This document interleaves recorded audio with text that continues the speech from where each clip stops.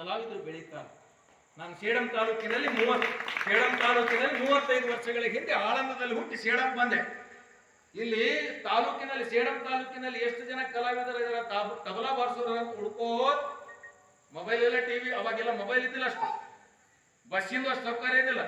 ಊರೂರು ತಿರುಗಾಡಿ 100 ತಬಲಾ ವಾದಕರು, 100 ಜನ ಹಾರ್ಮೋನಿಯಂ ವಾದಕರು, ಅವರೆಲ್ಲರ ಪರಿಚಯವನ್ನು ಮಾಡಿ ಇವತ್ತು ಎಲ್ಲೆಲ್ಲಿ ಅವರು ಏನು ಕನ್ನಡ ಸಂಸ್ಕೃತಿಯಲ್ಲಿ ಏನ್ ತಗೋತಾರಲ್ಲ, ರೆಕಮೆಂಡೇಶನ್ ಏನ್ ಸಂಭಾವನೆ ತಗೋತಾರಲ್ಲ, ಅವ್ರಂತಾರ ಕೈ ಮುಗಿದ ಹೇಳ್ತಾರ, ಮುಡುಬಿಗುಂಡೇರವ್ರು ನಿಮ್ ಪುಣ್ಯ, ನಮ್ಮ ಚರಿತ್ರೆ ನಿಮ್ ಪುಸ್ತಕದಾಗ ಬಂದಿದ್ದಕ್ಕಾಗಿ ನಮಗ ಪರಿಹಾರ ಸಿಗಲಿಗತ್ತದ, ನಮಗೆ ಸಂಭಾವನೆ ಸಿಗಲಿಗತ್ತ.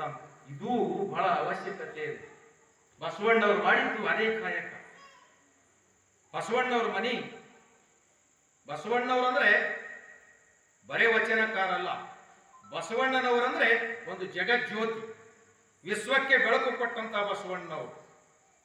ಅವರ ಮನಿ ಒಳಗೆ